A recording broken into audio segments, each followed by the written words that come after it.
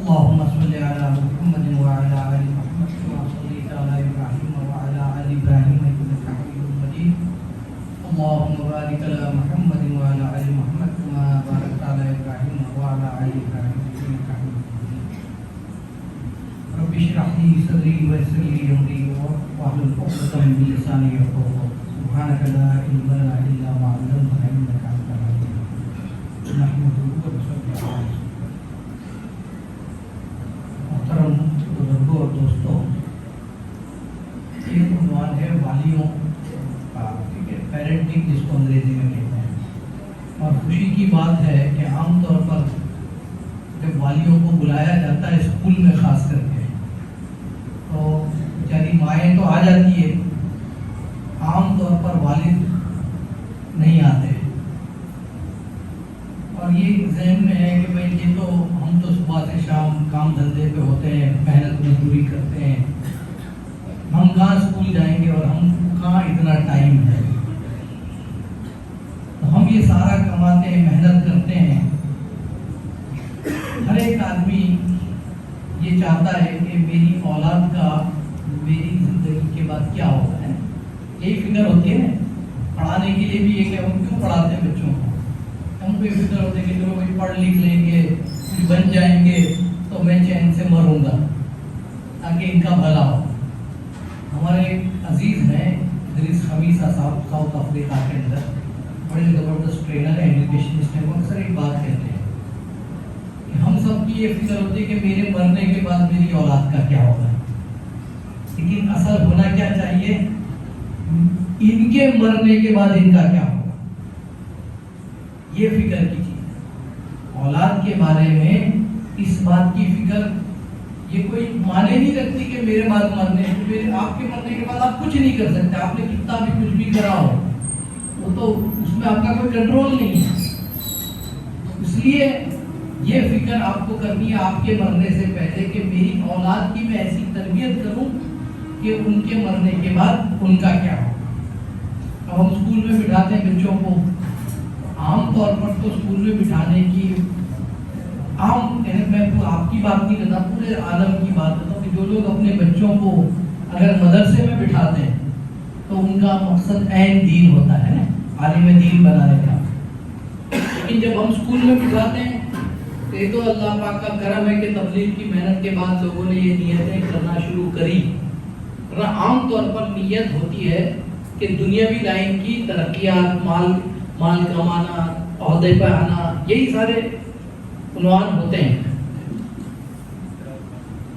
لیکن ایک بات یاد رکھنا کہ ہماری شروعات جو ہے اور ہماری زندگی کا جو پورا وہ ہے، وہ بنیادی 3 باتیں ہیں. اس کے تابع ہیں اگر ہماری باقی ساری کام، تب تو ٹھیک ہے، ورنہ گھاٹا ہی گھاٹا ہے. اور اس کے لیے سب سے پہلے توحید، رسالت اور آخرت، یہ بنیاد ہے. اس بنیاد کے تابع اگر کوئی دینی دنیا کا کام ہے تو ٹھیک ہے، ورنہ پھر یہ. اس لیے ایک بات میں ابھی آج کل میرے ذہن میں بہت زیادہ چل رہی ہے، اکثر یہ چرچا ہوتا ہے آج کل کہ دینی علم اور دنیاوی علم. اور آج کل پتہ نہیں، میں بہت معذرت کے ساتھ کہتا ہوں کہ ہمارے علماء اکرام بھی یہ بات کو پتہ نہیں کیوں کہتے ہیں کہ صاحب اسلام میں کوئی تفریق نہیں ہے دینی علم اور دنیاوی علم کی. کیا کہتے ہیں؟ آج کل یہ بہت بولا جا رہا ہے، پتہ نہیں کس سے متاثر ہو کے یہ بات کرتے ہیں کہ شریعت میں تو علم نافع اور علم غیر نافع کی بات آئی ہے، جو علم نفع دے اور جو علم نقصان دے. تو میں بڑے ادب کے ساتھ یہ سوال کرتا ہوں کہ کل قیامت کے میدان میں جب یوں پوچھا جائے گا کہ تم کو جو علم دیا تھا اس پر کیا عمل کیا، تو کون سے علم کے بارے میں سوال ہوگا؟ کہ انجینئر کو انجینئرنگ کے بارے میں پوچھا جائے گا، ڈاکٹر کو ڈاکٹر کے بارے میں پوچھا ہے. اگر کوئی ڈاکٹر نہیں بنا، انجینئر بنا، تو اس کے اوپر کوئی پکڑ ہے؟ کہ آخرت کا علم، آخرت کی بنیاد کا علم، توحید کا علم، رسالت کا علم، اس کا سوال ہوگا. بھائی ہم کہتے ہیں نا کہ ایک بستی میں عالم دین کا ہونا فرض کفایہ ہے، تو یہ کہتے ہیں کہ بھائی ایسی کہاں تفریق ہے دین اور دنیاوی علم، سارا علم علم نافع ہے۔ تو ایک انجینئر کہے کہ بھائی چلو مستی میں ایک بہت پی ایچ ڈی لیول کا انجینئر ہے، علم نافع ہے، تو فرض کفایہ پورا ہو جائے گا؟ تو یہ بات یاد رکھنے کی ضرورت ہے کہ علم جو جس کی فضائل آئے ہیں اور جس کو علم نافع کہا جاتا ہے فی نفس ہی، وہ تو آخرت والا علم ہی ہے، شریعت والا علم ہی ہے جس کو نبی لے کر آئے سارے انبیاء علیہ السلام، ان کے پاس جو علم تھا۔ ہاں دنیاوی علم اس کی اہمیت ضرور ہے، اور اللہ کے نبی صلی اللہ علیہ وسلم کے زمانے میں بھی مسجد نبوی میں بھی باقی سب کچھ سکھایا جاتا تھا، لیکن وہ سارا علم دنیاوی ان تین باتوں کے تابع تھا: توحید، رسالت اور آخرت۔ اگر اس کے تابع نہیں ہے تو پھر یہ علم نافع نہیں ہے۔ اگر علماء اکرام یہاں بیٹھے ہیں، اگر میں غلط بولتا ہوں تو مجھے پتا ہے۔ کوئی بھی علم، دینی علم جو ہے، آخرت جو بنانے والا ہے، اخروی، توحید اور رسالت، اگر اس کے تابع نہیں ہے تو وہ علم نافع کیسے ہو سکتا ہے؟ تو یہ بہت بنیادی بات ہم سب ماں باپ کو، کہ ہم اپنے بچوں کو جب اسکول میں بھیجیں تو یاد رکھیں کہ ان کا یہ علم ان کے لیے نفع والا علم آخرت بھی بنائے گا۔ اس لیے تبلیغ میں ہم جب شروع میں لگے تھے تو ہمیں یہ بات سمجھائی جاتی تھی کہ اسلام میں ہر چیز دین ہے، دین اور دنیا الگ کچھ نہیں ہے، دین ہے، لیکن اس کے ساتھ ایک شرط ہے، نیت دین کی ہو تب۔ اگر نیت نہیں ہے، کہتے ہیں نا کہ سونے میں نیت کا بڑا دخل ہے۔ اگر ایک آدمی بغیر نیت کے سو گیا اور مسنون طریقے سے نہیں سویا تو نہ ثواب ہوگا نا، لیکن اگر وہ مسنون طریقے سے سویا، دعائیں پڑھ کے اور جو طریقہ ہے اور نیت کی، بہت ساری نیتیں ہم کو بتائی جاتی ہیں، تو پھر وہ سونا عبادت بنتا ہے۔ فی نفسی سونا عبادت نہیں ہے۔ یہ غلط فہمی میں سے نکلنے کی ضرورت ہے کہ دنیاوی تعلیم، اسکول کی تعلیم فی نفسی ہی علم نافع نہیں ہے۔ وہ علم نافع میں تب داخل ہوگا جب اس کا تعلق قرآن، حدیث، سیرت، توحید، رسالت سے ہوگا۔ تو اب بات آتی ہے والیوں کی ذمہ داری کی۔ اسکول میں ہم نے بھیج دیا اور ہم سمجھیں کہ ہمارا کام پورا ہو گیا، تو تربیت اگر کوئی اسکول کرتی ہے تربیت کا کام تو وہ ایکسٹرا ہے، ذمہ داری تو ماں باپ کی ہے، ذمہ داری اسکول کی نہیں ہے۔ ہمارے ایک ساتھی ہیں انگلینڈ کے اندر، ان کی بچی مدرسے میں انہوں نے داخل کی، لڑکیوں کا مدرسوں میں، تو مولانا نے ان کو صاف کہا کہ دیکھو بھائی، ہمارا مدرسہ بھی ایسا ہی ہے جیسے اسکول ہے، ہم تو یہاں علوم پڑھائیں گے، تربیت تو آپ کو ہی کرنی پڑے گی۔ آپ یہ سمجھو کہ مدرسے میں نے بچے کو بٹھا دیا، بچی کو بٹھا دیا اور اب جا کے میں سو جاؤں چین کی، تو یہ غلط ہے۔ تربیت تو مجھے ہی کرنی پڑے گی، اور تربیت میں صرف ماں کا رول نہیں ہے، باپ کی بہت زیادہ ذمہ داری ہے۔ اگر ہم اپنے بچوں کے بارے میں بے توجہ ہیں، اور آج کے دور میں خاص کر کے، اس لیے کہ ایک وقت تھا آج سے کئی سال پہلے کہ اگر کسی کو کوئی برائی کرنی ہوتی تو برائیوں کی جگہیں ہوتی تھی، برائی کی جگہ ہوتی تھی، وہاں جا کے برائی کرتا۔ لیکن اگر ایک شریف گھرانے کا بچہ ہے، بچی ہے، گھر میں سارا ماحول ہے، تو کچھ نہیں تو ڈر کے مارے بھی 10 بار سوچے گا کہ کہیں میں پکڑا گیا تو کوئی دیکھ لے گا تو، یہ ہوتا تھا نا۔ لیکن اب آپ کے سامنے آپ کا بچہ کس سے بات کر رہا ہے، کیا کر رہا ہے، آپ کو پتا بھی نہیں چلے گا۔ تو ہماری ذمہ داری کتنی بڑھ گئی. اچھا یہ آپ کے ڈانٹنے ڈپٹنے سے کچھ ہونے والا نہیں ہے. آپ ان کو کہ میں اس کو موبائل نہیں دوں گا, بچیوں کو موبائل بہت سارے, بھائی لڑکیوں کو موبائل نہیں دیتے, بچوں کو موبائل نہیں دیتے, ٹھیک ہے اچھی بات ہے, لیکن کیا یہ گارنٹی ہے اس سے بچنے کی؟ بچنے کی گارنٹی ہے؟ یہ دل کے اندر مانیٹر بٹھانا پڑے گا, اس کے دل کے اندر اپنے اعتقاد سے ہی وہ کسی غلط چیز سے بچے گا. اس کے دل میں روزانہ کا یہ کام ہوگا کہ روزانہ توحید, رسالت اور آخرت کا تصور اپنے بچوں کے دل و دماغ میں پیوست کرنا پڑے گا. گھروں میں اس کے مذاکرے کرنے پڑیں گے. ہم یہ کہہ رہے ہیں کہ صاحب میرے پاس تو ٹائم نہیں ہے, بچوں کے پاس بیٹھنے کا بھی ٹائم نہیں ہے, چوراہے پہ گپے مارنے کا ٹائم ہے. بلکہ بڑی ذمہ داری سے کہتا ہوں کہ مولانا احمد لاٹ صاحب نے میرے سامنے ایک مرتبہ ایک ساتھی کو کہا, ہاں بولے مسجد وال جماعت کے نام پہ 2.5 گھنٹے کے نام پہ گپے مارو اور گھر میں پتہ نہ کرو کہ کیا ہو رہا ہے. تو ساری دنیا میں ہم تبلیغ کریں اور اگر ہمارے ہی گھر کے بچوں کا دینی ذہن نہیں ہے, اللہ سے تعلق نہیں ہے, سنتوں کی محبت نہیں ہے, ہم اپنی اولاد کی کوئی گارنٹی نہیں دے سکتے.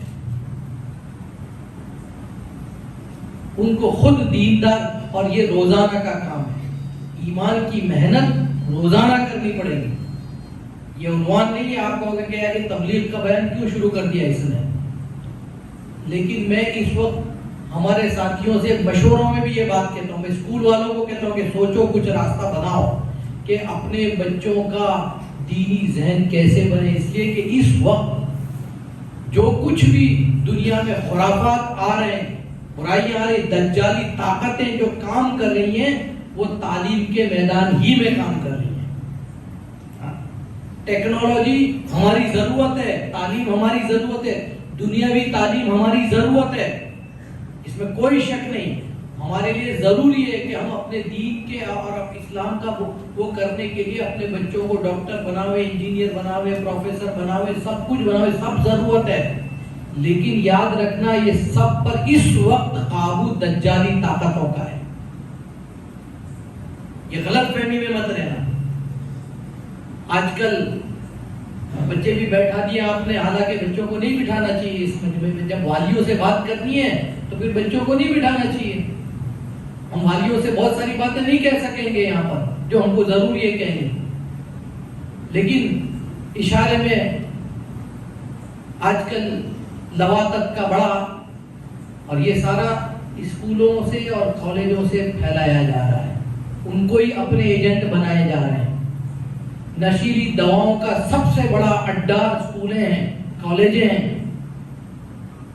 تو اگر ہم یہ سمجھیں کہ چلو اسکول میں بھیج دیا اور ہم فری ہو گئے, ہم اپنے بچوں کی نگرانی نہ کریں, پتہ نہ کریں, ہاں, اور بچے بھی بڑے شاطر ہیں, بڑے ہوشیار ہیں, ہاں کہ بھئی ابا تو تبلیغ میں 4 مہینے لگاتے ہیں ایسے, تو ان کے سامنے بالکل ایسے بن کے رہنے کا. ابا کو بھی لگتا ہے کہ ہاں میرا بیٹا تو جنید بغدادی کے گھر میں پیدا ہوا ہے, ماشاءاللہ بڑا نیک ہے, بڑا سنت کا پابند ہے, بڑا یہ ہے, بڑا وہ ہے, اور محلے میں کہتے ہیں کہ اس سے بڑا شیطان کوئی نہیں ہے.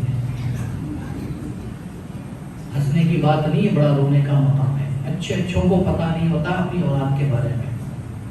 اور پھر باپ کا ایک مزاج, ایک جذبہ ایسا ہوتا ہے کہ اگر بیٹے کی شکایت کوئی باپ کے سامنے کرے تو باپ چاہے کتنا ہی بڑا دیندار ہو, وہ اپنے بیٹے کی شکایت کبھی قبول کرتا ہی نہیں ہے. یہ ایک دوسری بہت بڑی مصیبت ہے.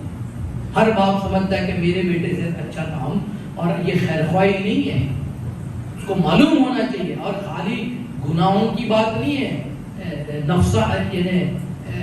جس کو کہتے ہیں نفسانی گناہ, جو نفس کے تقاضے ہوتے ہیں, لیکن ذہنیت کے بگڑنے کے جو مسائل ہیں, کیونکہ بات انٹرنیٹ پہ دین کے نام سے اتنی ساری گمراہی پھیلائی جا رہی ہے.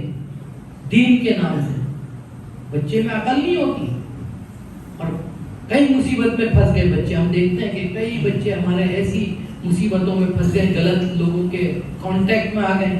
پہلے تو بھائی کسی کے کانٹیکٹ میں آنے کے لیے اس کے پاس جانا پڑتا تھا, تعلق بنانا پڑتا تھا. اب تو یہاں بیٹھے بیٹھائے پتہ نہیں کہاں سے تعلق بن جاتا ہے, اور ہمیں پتہ بھی نہیں ہوتا کہ یہ کس سے بات کر رہا ہے, کیا ذہن بگاڑ رہا ہے اس کا.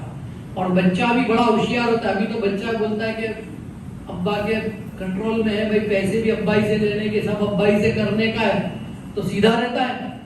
اور جس دن وہ آزاد ہوگا آپ کو, اب اس وقت بہت دیر ہو جائے گی, تب پتا چلے گا ہو میں تو اس کو یہ سمجھتا تھا, یہ تو بھائی پتہ نہیں کیا ہو رہا تھا اندر اندر. اتنے راستوں سے اٹیک ہو رہا ہے. اس لیے بہت درد کے ساتھ کہتا ہوں کہ دیکھیے اپنی اولاد کے بارے میں بہت زیادہ فکر مند ہو جائے.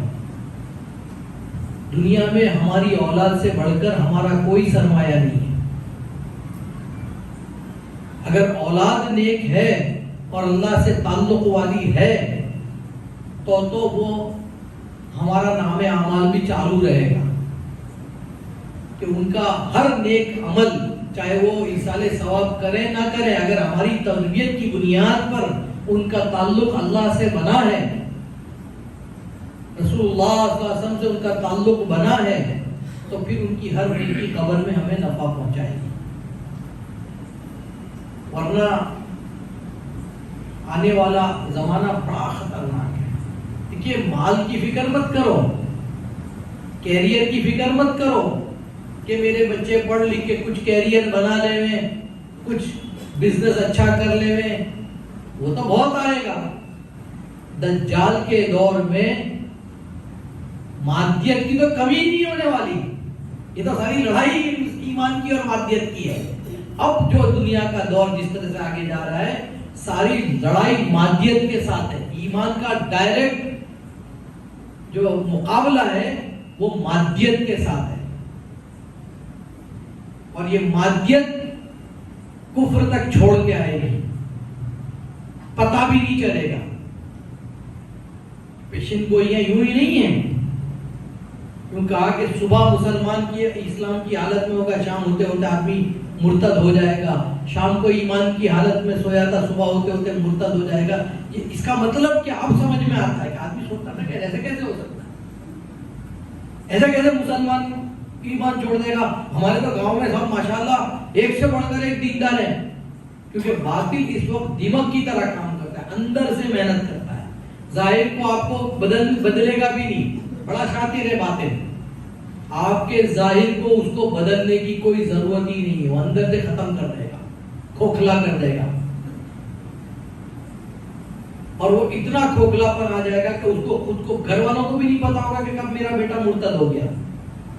اور میں آپ کو ایسے ہی نہیں کہہ رہا, میں نے دیکھے بہت سارے لوگوں کو مسجدوں میں نماز پڑھتے ہوئے, لیکن اگر ان سے بات کرو تو لگتا ہے کہ اس کا تو ایمان ہی ختم ہو گیا ہے ہی نہیں مسلمان. جو جس قسم کی یہ باتیں کر رہا ہے وہ سماج کے ڈر سے, سماج کے اثر میں وہ آ رہا ہے, مسجد میں بھی آ رہا ہے, روزے بھی رکھ رہا ہے, سب کچھ کر رہا ہے, کیونکہ آجو بازو کا ماحول ہے. اب آپ کے گھر, آپ کے ماحول کے اندر کوئی آدمی کیسے کفریات بن سکتا ہے اوپنلی؟ ہوگا تو بھی نہیں ہوگا, لیکن اندر سے اگر اس کا مزاج خراب ہو گیا, یہ پتہ نہیں کس کے ہتھے چڑھ گیا اس کے ذریعے, پتہ نہیں کس کے ہتھے چڑھ گیا اس کے ذریعے. اور اندر ہی اندر آج کل ایکس مسلم کے نام سے ایک بہت بڑا طبقہ ہے جو اپنے آپ کو کہتا ہے کہ ہم مسلمان تھے لیکن ہم نے اسلام چھوڑ دیا, یہ وجہ سے. اب ایسے کوئی کے ساتھ بھٹکا گیا یہ موبائل کے ذریعے. اب آپ تو بڑے اطمینان کے ساتھ, میرا بچہ تو نماز میں بھی جاتا ہے, لیکن وہاں اندر سے اس کے ذہن میں شک پیدا کیا جا رہا ہے ایمان کے بارے میں, نبی کے بارے میں, آخرت کے بارے میں. یہ تو سب خیالی پلاؤ ہے, آخرت کچھ ہے نہیں. خالی اتنا آدمی کے ذہن میں آ گیا, شک پڑ گیا, تو گیا کام سے, گیا کام سے. کیا کریں گے؟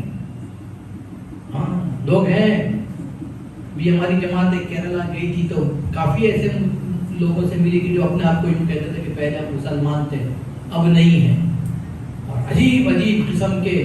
اب اگر ہم نے اپنے تو اب یہ دلیلوں سے اور اس کا تعلق نہیں ہے, یہ ایمان بچانے کے لیے ایمان کو مضبوط بنانا پڑے. یہ ایمان کو بچانے کے لیے ایمان کو مضبوط بنانا پڑے گا، اس کے بغیر چھٹکا نہیں ہے. اس لیے آپ کو یہ لگتا ہوگا کہ یار یہ کہاں گئے. میں آپ کو آج ایک بات کہتا ہوں، یہ گھر کی تعلیم ہے، گھر کی تعلیم، اس کو معمولی مت سمجھو، ہلکے میں لیتے ہیں ہم تبلیغ والے بھی. باقی کا تو کیا کہنا، ہم خود اس کو بہت ہلکے میں لیتے ہیں، سرسری سمجھتے ہیں. یہ فضائل کی تعلیم بہت اہمیت ہے. اور یہ نہیں کہ گھر میں تعلیم ہوتی ہے عورتیں کر لیتی اور چھٹی. یہ بڑے اہتمام کی چیز ہے، بہت اہتمام. اس لیے کہ دیکھیے ہمارے پاس بڑی عمر کے لوگ تو بھائی مزید اسکول کالج میں جانے والے بچے ہمارے جو ان کے ٹیوشن اور یہ اتنے سارے جھمیلے ہیں، تو ان کو ہم زیادہ لمبے وقت کے لیے، لیکن یہ آدھا گھنٹے کی، اور یہ آدھا گھنٹہ مستقل آج کے دور میں 1 گھنٹہ روزانہ اپنی اولاد کے ساتھ، بلکہ 2 گھنٹے میں تو کہوں گا، کم سے کم 2 گھنٹے کوالٹی ٹائم جو کہتے ہیں نا، معیاری وقت، کوالٹی ٹائم اپنے گھر کے بچوں کے ساتھ. اختلاط، لیکچر بازی نہیں. ہاں وہ ماں باپ ہوتے ہیں گھر میں گھستے ہی یہ کر وہ نہیں کر، ڈانٹنا ڈپٹنا یا لیکچر بھاشن دینا بچوں کو، وہ نہیں، اس سے بچوں کو کچھ اثر نہیں ہوتا. تو کیا آگے ابا ابھی چالو ہو جائے گی، ابھی کا لیکچر چالو، اس کا اثر نہیں ہوگا. تعلق بنانا اپنی اولاد کے ساتھ، اتنا تعلق، محبت اور لاڑ میں فرق سمجھیں. اپنی اولاد کو لاڑ پیار کرنا الگ چیز ہے اور اس سے محبت کرنا الگ چیز ہے، دو میں بہت فرق ہے. لاڑ میں تو آدمی اولاد بگڑتی ہے، محبت میں دونوں چیزیں ہوتی ہیں. ڈانٹنا بھی پڑتا ہے، موقع سے سمجھانا بھی پڑتا ہے، اور کبھی کبھی اس کے ساتھ مذاکرہ بھی کرنا پڑتا ہے. اولاد ایک لیول کے بعد جب بڑی ہو جاتی ہے تو ہم اس کو سمجھے کہ ابھی بھی چھوٹا بچہ ہی ہے، تو کئی مرتبہ اس کو بات یعنی جس کو مطمئن کرنا پڑتا ہے. غلط اور صحیح کی پہچان تو یہ وقت مانگتا ہے، جلد بازی میں نہیں ہوتا. ہمارا پرابلم کیا ہے کہ ہم کو ٹائم دینا نہیں ہے اولاد کو. اگر کوئی بات ہے تو ہم بھی جان چھڑانے کی فکر کرتے ہیں، اولاد جلدی سے اس کو پٹان جواب دے کے، یا کبھی ڈانٹ کے ڈپٹ کے، کبھی ڈانٹ کے، یا کبھی غصہ کر کے جواب نہیں دیتے، مطمئن نہیں کرتے، اطمینان نہیں دلاتے. صحیح بات کو اہتمام سے سمجھا دے کہ یہ بات کیوں غلط ہے اور یہ بات کیوں صحیح ہے، ایسا کیوں کرنا چاہیے، اس میں تجھے کیا فائدہ ہے اور ایسا کیوں نہیں کرنا چاہیے. اور اتنا تعلق ہو محبت کا، یہ بہت ضروری ہے. بات اہتمام سے سنیے پھر سے، کہ اس وقت باہر، گھر کے باہر ہمارے دشمن اور باطل خاص کر کے وہ اپنی اولاد کو کچکنے کے لیے تیار ہے. اور جہاں بچہ اپنے گھر سے، اپنے والدین سے بدظن ہوتا ہے یا تھوڑا بھی پریشان ہوتا ہے، تو باہر جھوٹی محبت دینے والے کھڑے ہی ہیں. کتنی محبت ہونی چاہیے اپنی اولاد سے، اور کتنا اعتماد ہونا چاہیے اپنی اولاد کو ہم پر اور ہمیں اپنی اولاد پر. وہ یوں ہی نہیں ہوگا یہ کوئی میں نے کہہ دیا اور آپ نے سن لیا اور ہو نہیں جائے گا. یہ اعتماد بڑی محنت سے ہوگا. اس کے لیے آپ کو اپنی اولاد کے بارے میں بالکل ڈیٹیل میں سمجھنا پڑے گا، اس کے مزاج کو، اس کے دوستوں کو پرکھنا پڑے گا، کون کس سے ملتا ہے، کس سے نہیں ملتا، کون کیا ذہن کا آدمی ہے، پھر اس کو حکمت سے کیسے سمجھا. ایک مستقل وقت چاہتا ہے، ایسے آٹومیٹک نہیں ہو جاتا. تو ایسی محبت ہونی چاہیے کہ اگر خدا نہ خواستہ کسی ایسی مصیبت میں پھنس گئی ہماری اولاد، عام طور پر یہ ہوتا ہے کہ اولاد کی دنیا کو کہتا ہے پر یار ماں باپ میرے ابا کو نہ خبر پڑے. یہ جو اگر ہماری اولاد کا بھی یہی حال ہے کہ میرے ابا کو نہ خبر پڑا، میری اماں کو نہ خبر پڑے، یہ بچہ ہاتھ سے گیا تو ہے، ختم.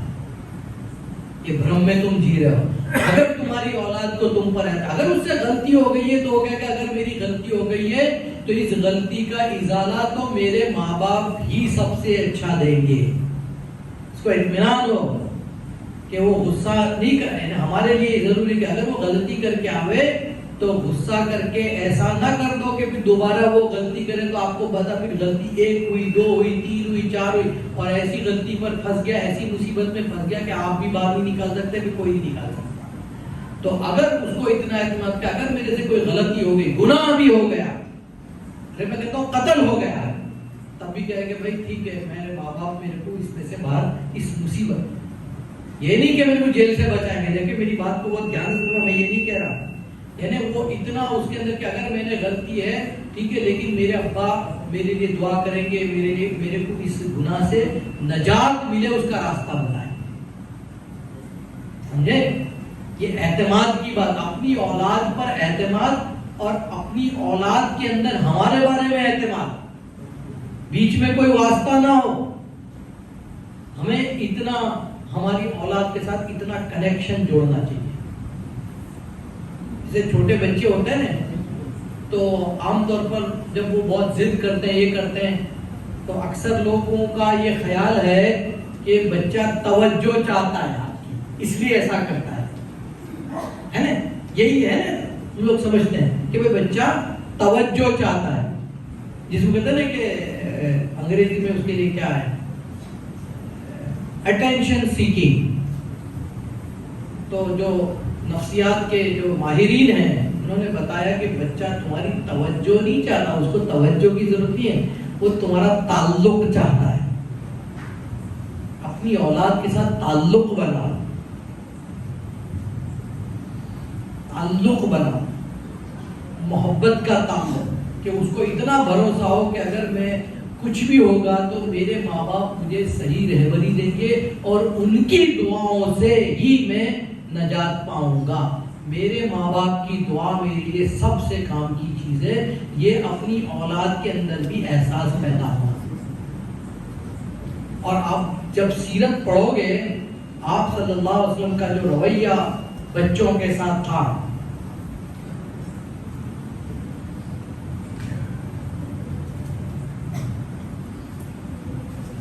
یہ امپورٹنس آف ایجوکیشن ہی ہے میرے نزدیک. یہ میرے نزدیک امپورٹنس آف, آج کل دیکھیے ایجوکیشن کی اہمیت جو ہے نا, اس پر بہت لوگ بولتے ہیں, اتنا بولتے ہیں کہ اب ایجوکیشن کو ہی لوگ سب کچھ سمجھنے لگے. لیکن یہ باتیں میں جو بول رہا ہوں اس وقت, یہ عام طور پر کوئی بولتا نہیں ہے. میں بہت ساری ایجوکیشنل کانفرنسوں میں جاتا ہوں, اور اس وقت ایک لہر چلی ہے ہر مسلمان کو اس وقت, جیسے دنیا میں کچھ ہے ہی نہیں ایجوکیشن کے علاوہ, اتنا زیادہ مذاکرہ ہو رہا ہے. تو میں تو اس کے بارے میں تو لیکچر دینے والے آپ کو وہ منور زما کو بھی سنو, اور اس کو سنو, اس کو سنو, سب یہ بات کرتے ہیں. میں یہ بار بار اتنی ضد سے یہ بات کیوں کہہ رہا ہوں کہ ایجوکیشن جو ہے وہ ایجوکیشن کہ پہلے کی یہ تمہید بتا رہا ہوں. اب ایجوکیشن کیوں ضروری ہے, ادھر یوٹیوب پہ جاؤ نا, ڈگلا پڑے بولنے والے.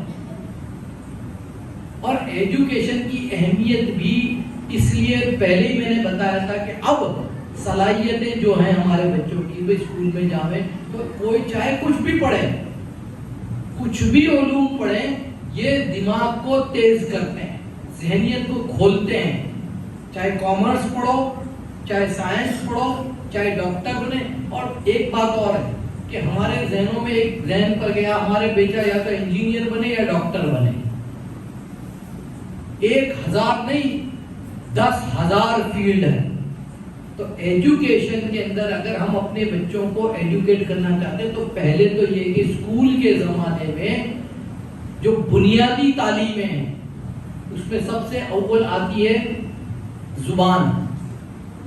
اگر گجراتی پڑھتے ہیں تو گجراتی بہترین گجراتی ہو, انگریزی پڑھتے ہیں تو انگریزی بہترین ہو, کیونکہ زبان کے بغیر آگے کا کوئی آگے کی تعلیم ممکن ہی نہیں ہے. اگر زبان نہیں ہے, لکھنا نہیں آتا اچھے سے, پڑھنا نہیں آتا.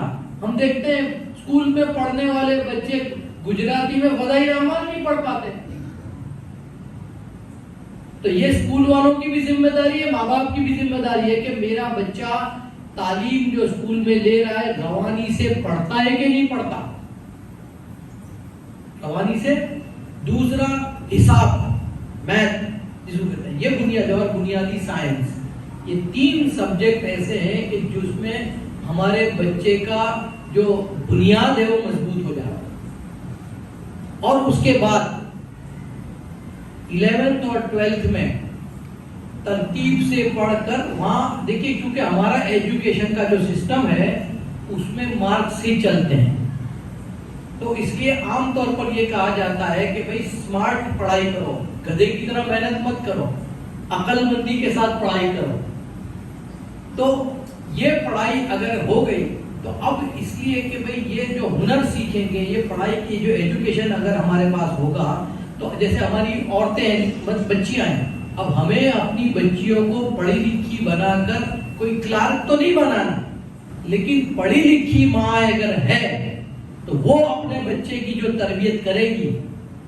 اسی طرح یہ اب ہمارے یہاں پوری دنیا میں ہم جاتے ہیں، ادھر جاتے ہیں ادھر جاتے ہیں، تو اگر ہم کو کسی جگہ پر کھڑے رہنا ہے تو ہمارے پاس کسی بھی ایک سبجیکٹ کی مہارت ہوگی، تو ہم اگر دین کی بھی بات کرنا چاہیں تو بہت اعتماد کے ساتھ کر سکتے ہیں. آج ہمارا جو مجمع ہے، اب جو میں نے جو بات پہلے کہی تھی کہ علم نافع، تو اب یہ اس کو علم نافع کے اندر فائدہ پہنچے. دنیاوی علم کی وجہ سے کیا ہوگا کہ اگر ہمارے پاس دینی علم ہے، ہم عالم دین بھی ہیں، لیکن اتنے سے کئی مرتبہ ہم احساس کمتری کا شکار ہو جاتے ہیں. اگر یہ بھی چیزیں ہیں تو پھر ہم اس میں بھی وہ کر سکتے ہیں اور اس میں بھی رہبری. اب اور رہبری کی ضرورت ہے. اب جیسے علماء کی جماعت ہے ہماری، اب جیسے اقتصادیات کے مسائل ہیں، تو اقتصادیات کے بہت سارے نئی نئی چیزیں باطل لا رہا ہے. اگر ہم اس کو نہیں پڑھیں گے تو ہم صحیح رہبری امت کی کیسے کر سکیں گے؟ پہلے اگر جیسے ہم دارالفتہ چلاتے ہیں، دارالقضاء ہے، اب اس میں جو مسائل آئیں گے وہ تو دنیا بھی آئیں گے، سب تو دینی مسائل نہیں آئیں گے، کاروبار کے مسائل آئیں گے، اور مسائل آئیں گے، سماجی مسائل آئیں گے. تو کاروبار کی اب یہ دو آدمیوں کے بیچ میں معاملات کا جھگڑا ہوا، تو معاملات کے سارے آج کل جو ہوتے ہیں وہ حساب کتاب ہو تو اکاؤنٹ کے جو وہ ہے وہ تو اس کے ذریعے ہوتے ہیں.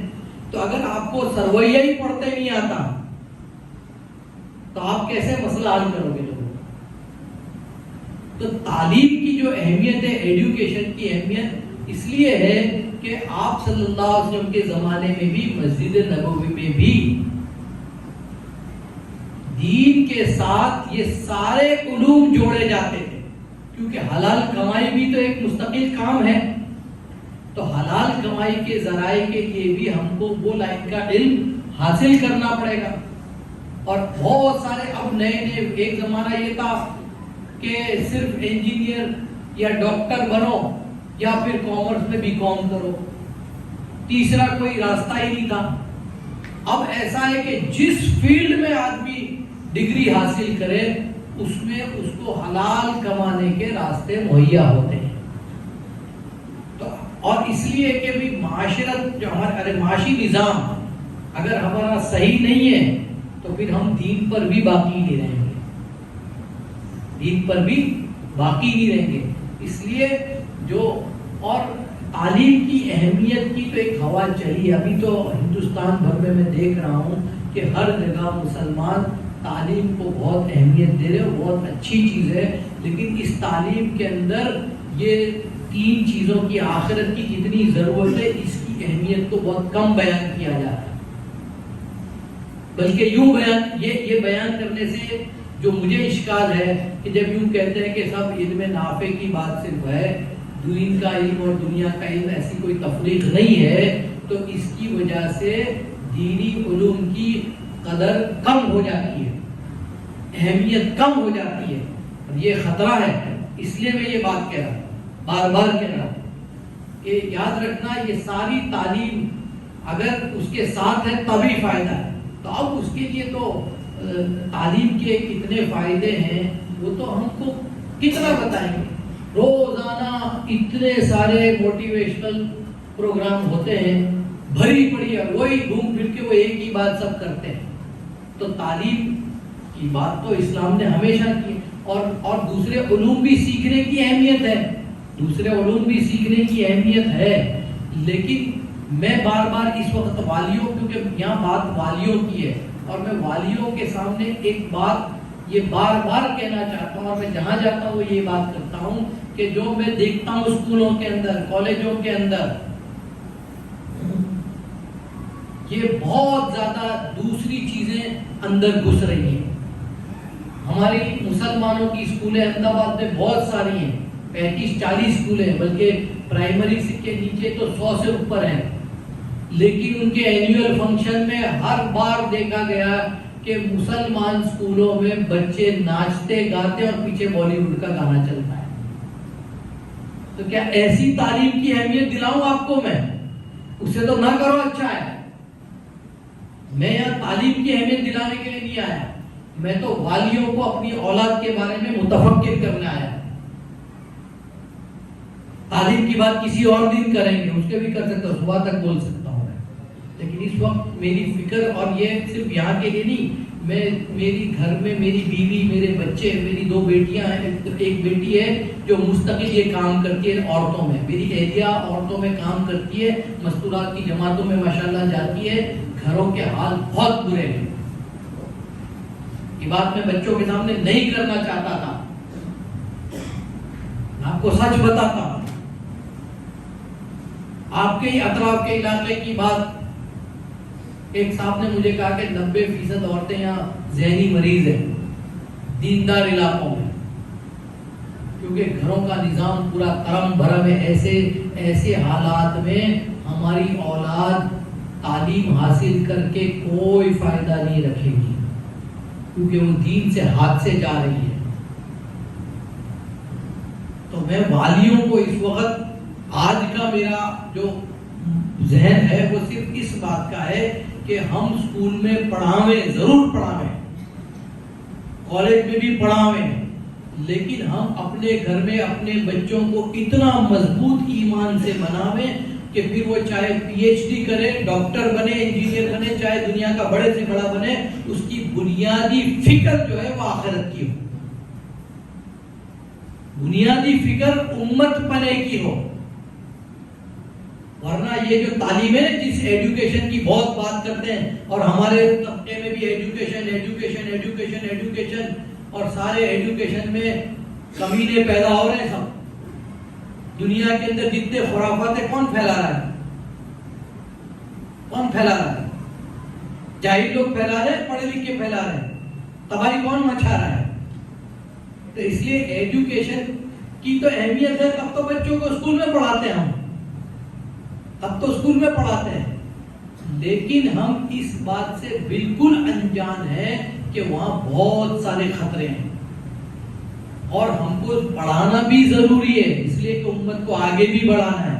صحابہ دنیاوی معاملات میں بھی بہت زیادہ ماہر تھے. چلو اب یہ بات کہتے ہو تو میں آپ کو بتاؤں اہمیت تعلیم کی، ایجوکیشن کی. یہ کہتے ہیں کہ بھی ایجوکیشن کی اہمیت پر بات کرو. حضرت عمر رضی اللہ تعالیٰ عنہ تھے نا، آپ سب، ہم سب ان کے بارے میں کیا جانتے ہیں کہ وہ بہت، لیکن آپ کو پتا ہے مینجمنٹ کے گرو تھے وہ. سمجھتے ہو مینجمنٹ، MBA کی آج کل بہت بول بالا ہے نا، MBA کے اسٹوڈنٹ کی.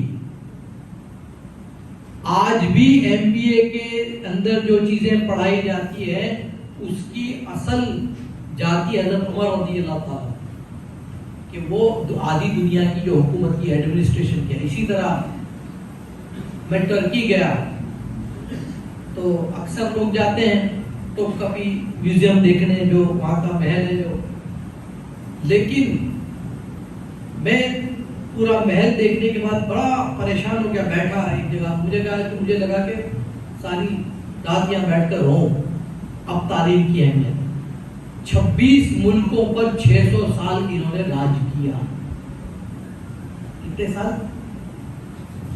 6. خلافت عثمانیہ نے 600 سال راج کیا. تو کس بنیاد پر؟ وہ صلاحیتیں کیونکہ تعلیم کے اعلیٰ معیار پر تھے اور دینداری کے ساتھ.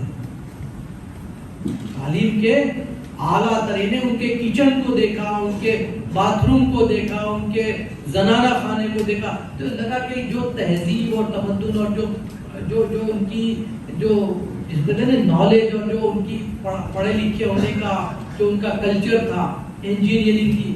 آپ کو آگے بتاؤں تعلیم کی اہمیت. چلیے تاج محل میں نے کبھی توجہ نہیں دی، ٹھیک ہے بھائی مقبرہ ہے کیا دیکھنا ہے اس کو، لیکن ایک بار موقع ملا آگرہ جانے کا تو میں نے کہا چلو یہاں آئی گئے ہیں تو جہاں میں دیکھیں تو میں حیران رہ گیا. میپ اس میں ہے. اب جو میں پہلے کہہ رہا تھا نا، اس علوم کو آخرت کے علوم کے ساتھ جوڑو. جیوگرافی ہے، سائنس ہے، جیومیٹری ہے. تاج محل کی جو ڈیزائن ہے نا ایسی بنائی ہے اس زمانے میں. یہ کس دنیاوی علوم تھے نا ان کے پاس کہ وہ اگر بھوکمپ آوے، ارتھکویک آوے تو مینارے اس پر تاج محل پر نہیں گریں گے، پیچھے گریں گے. اس کی ڈیزائن ایسی ہے. جیومیٹری جو ہے ایک سبجیکٹ ہے جس کے اندر یہ ہے کہ بھی آدمی ہوتا ہے کہ دو لائنیں جب پیرالل چلتی ہے ساتھ میں تو آگے جا کے مل جاتی ہے نا. انہوں نے کیا ٹیکنیک استعمال کی ہے کہ اوپر تک قرآن کی آیتیں لکھی اور اوپر تک لائنیں ملتی نہیں ہیں. نیچے زمین آرکیٹیکچر کی ایکسپرٹیز یہ ہے کہ بولا کہ سیسم کی اس کی وہ ہے نیچے پایا جو ہے وہ سیسم کا ہے. میں نے پوچھا کیوں بھائی؟ تو کہا کہ ایک دریا ندی کے کنارے پر ہے اور بھیج، بولے سیسم کے اندر جتنا بھیج آئے گا، جتنا موئسچر آئے گا، اتنی وہ مضبوطی بڑھے گی. تو ٹیکنالوجی کا استعمال، سائنس کا استعمال، اور اس کا جوڑ تھا دین کے ساتھ. اب یہ سب کو دیکھتے ہیں تو ایک تو آرکیٹیکچر، پھر وہ قرآن کی آیت ہے. میں نے سوچا کہ آج تک ٹورسٹ جگہوں پر عام طور پر گاؤں کے لوگوں کو آتے میں نے نہیں دیکھا کہیں. ایک تاج محل ہی ایک ایسی جگہ ہے کہ جہاں گامڑیے بھی آتے ہیں، گاؤں کے لوگ بھی آتے ہیں، بالکل ایسے بھی لوگ آتے ہیں. اور اس کی وجہ ہے کہ دیکھا کہ اس کی جو جاہو جلالی ہے، جو قرآن کی آیتیں لکھی ہے، تو میرے کو لگا کہ اگر کوئی آدمی یا تو ایمان لے آؤ یا ہیبت کھا جائے. تو یہ تعلیم کا جوڑ جب دینی علوم سے ہوتا ہے تو پھر یہ چار پھر دنیا کے اوپر پھر پورا اثر ہمارا ہوگا. مغلوں کو آپ دیکھو، یہ تعلیم کا کمال ہے کہ گارڈن جو ہے نا، باغ، پھول پھل، یہ ہندوستان میں اس کا کوئی تصور تھا ہی نہیں کبھی بھی کسی کے اندر. یہ مغلوں کا کی دی ہوئی ہے. ہندوستان میں جتنی بھی چیزیں ہیں آرکیٹیکچر کے نام پر، یہ سب مغلوں کی دی ہوئی. تو تعلیم کا فائدہ یہ ہے. نیوی کا نظام، جو دریائی جو فوج ہوتی ہے نا، اس کا پورا نظام حضرت امیر معاویہ رضی اللہ تعالیٰ عنہ کا ایجاد کیا ہوا ہے. چیف جسٹس کی حیثیت کی حضرت ابو بکر رضی اللہ تعالیٰ عنہ کی اس زمانے میں چیف جسٹس کی. تو یہ اس زمانے کے تعلیمی یافتہ لوگوں.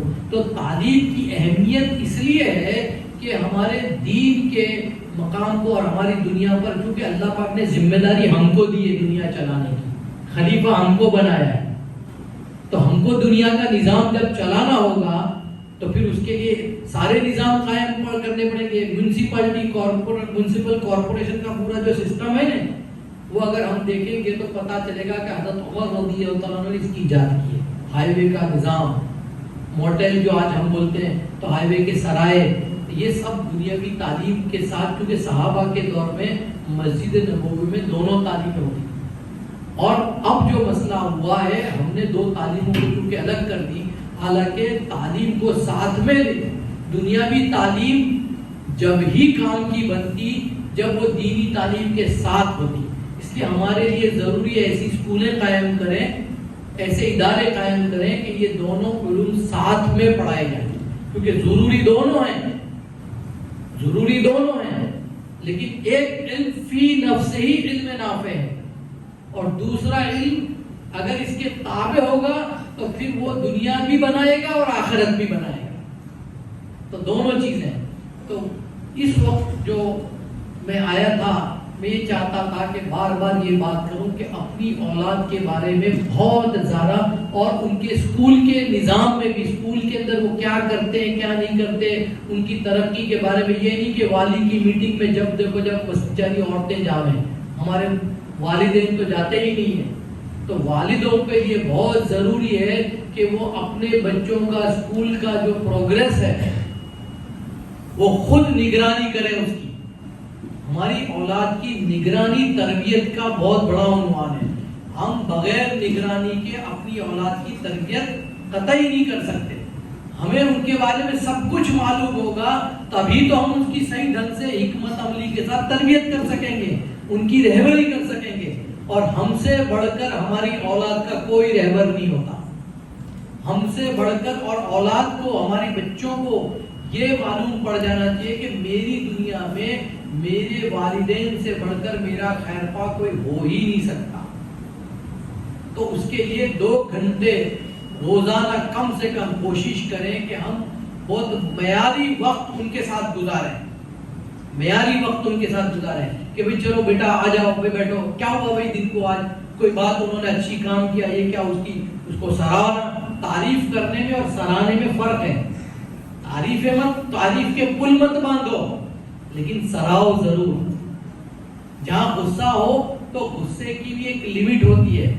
جب غصہ آوے تو غصے پر قابو نہیں ہوتا, تو اس وقت غصہ مت کرو اولاد پر, بلکہ کسی اور وقت پہ جب غصہ نہیں ہے غصے کی ایکٹنگ کرو تاکہ قابو میں رہ کے بات کر دو, قابو سے باہر نہ جاؤ. تو یہ سب چیزیں محنت کرنی پڑے گی اور اپنی اولاد کو اپنا سب سے بڑا سرمایہ سمجھو, سب سے بڑا سرمایہ. کہنے کو تو بہت ساری باتیں اور بھی ہیں, وقت بھی بہت زیادہ ہو گیا ہے. اب اگر کوئی سوال ہو تو ہم تھوڑا سا اس کے اوپر مذاکرہ کر سکتے ہیں. اس اور کوئی لائن سے کوئی بات کوئی پوچھنی ہو کسی کو, کیونکہ وہ زیادہ مفید ثابت ہوتا ہے. تو جو بات ہوئی اس کے اعتبار سے کوئی کسی کو کوئی بات میری ایسی ہوئی ہو تو اس پر بھی میری نکیر کر سکتے ہیں. فرمائے بھائی, کوئی بولے, کھڑے ہو. کوئی 1 وے ٹریفک میں مزہ نہیں آتی, 2 وے ٹریفک ہونا چاہیے. کیا پیسہ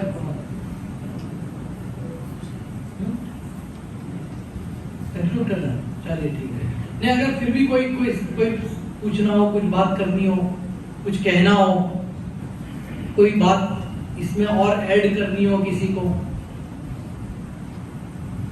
چلیے ٹھیک ہے انشاءاللہ. ٹھیک ہے. آخر